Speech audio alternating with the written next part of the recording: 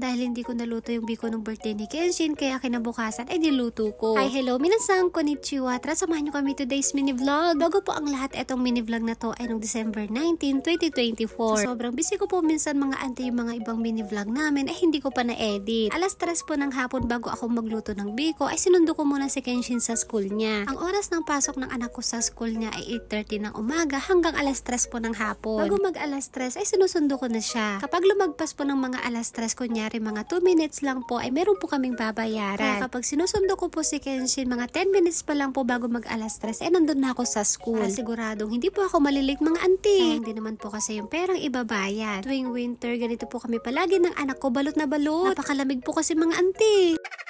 Alas 4 naman po ng hapon ay magluluto na po ako ng biko. Ito nga po yung biko na lulutuin ko sana nung birthday ni Kenshin, kaso nga lang mga ante hindi ko na po naluto. Sobrang busy ko po kasi noon kaya hindi ko na po naasikaso. Noon nga pala mga ante ay naglagay lang po ako dito ng coconut milk. Tapos nung kumulo na ay naglagay lang po ako dito ng tagapulot. Sa Ilocano nga po pala mga ante, ang tawag po namin dito ay tagapulot. Kung tawagin naman po ito sa Tagalog ay panutsa. Dito po sa Japan ay meron po nabibiling ganito sa supermarket na pwedeng ilagay sa biko. Habang tinutunaw ko yung panutsa ay nagluluto naman ako dito ng latik. Ang gamit ko nga po pala sa pagluluto ng biko mga ante ay mga nabili ko lang po sa supermarket. Yung coconut milk na nakakan ay nabili ko lang din po sa Don Quixote. Pagkatapos ng ilang minuto nung natunaw na po yung panutsa ay nilagay ko na rin po itong malagkit na bigas. Yung malagkit nga po pala ay niluto ko na po yan kagabi pa lang. Kung gagawa po kayo ng biko at gusto nyo po ng matamis ay pwede po kayo maglagay dito ng pulang asukal. Naglagay nga po ako dito ng asukal kanina kaso hindi ko na po nabidyohan. Saktong-sakto pagkatapos ko magluto ng biko ay tapos ko na rin pong lutuin tong latik. Dito naman sa lagayan ay nagpahid po ako dito ng mantika. Yung mantika na sinasabi ko ay yun po yung mantika ng latik. Mas mabango po kasi kapag yun po yung ilalagay natin. Pagkatapos niyan mga ante ay sinalin ko na po dito yung biko na niluto ko. Makwento ko lang sa inyo mga ante, sa probinsya po namin ay sikat na sikat po tong biko. Yung ganitong klaseng biko. Yung mga lola ko kapag meron pong handaan dun sa amin ay ito palagi yung niluluto nila. Sobrang sarap nito mga ante, lalong-lalo na kapag meron ka partner na sopas. Buti na lang konti lang po itong niluto ko mga ante para hindi po tayo mahirapan sa paghahalo. Habang gumagawa nga po ako dito ng biko, yung mga binan kong hapon naman ay nanonood po ng TV dito sa sala. Yung mga binan kong hapon ay dyan po sila palagi nakapwesto. Pagkatapos kong hiwain tong biko ay naglagay na po ako ng latik dito sa ibabaw. Ang gamit ko nga po pala dito sa latik ay yung coconut milk na nakakan. And dyan, pagkatapos po ng ilang oras mga auntie, tapos na po akong gumawa ng biko. Napakasarap po niyan mga auntie, hindi po siya masyadong matamis.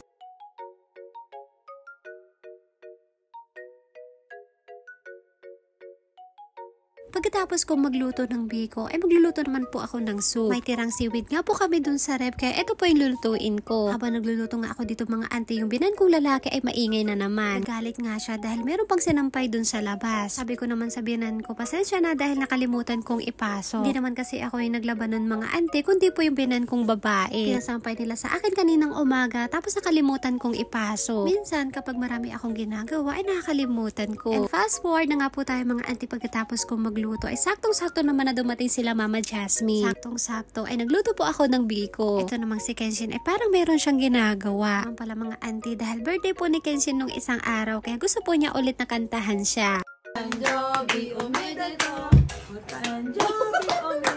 Si Mama Jasmine nga po at saka si Jennifer Lopez yung bisita natin ngayon mga auntie. Buti na lang ay nagustuhan po nila tong simpleng niluto ko. Ay, lemon smell. Nakakatawa talaga tong kaibigan ko mga ate dahil yung cake daw po ay lasang leche flan. Tapos nung inamoy niya ay amoy lemon daw.